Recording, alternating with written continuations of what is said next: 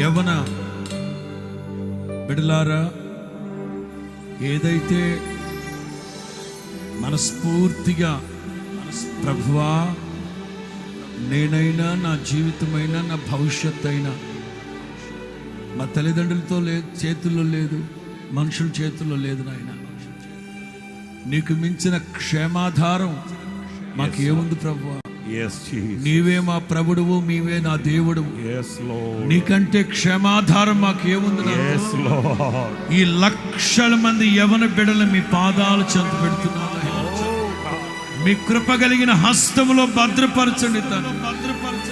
ఒకడు తన కనుపాపని కాపాడుకున్నట్లుగా ఈ బిడ్డలందరినీ కృపతో కప్పండి నాయన.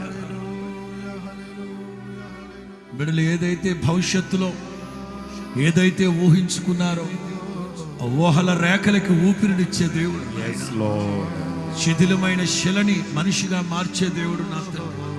ఎండిన ఎముకల జీవితాన్ని, నిస్సారమైన బ్రతుకుల్ని సారవంతంగా మార్చే దేవుడు.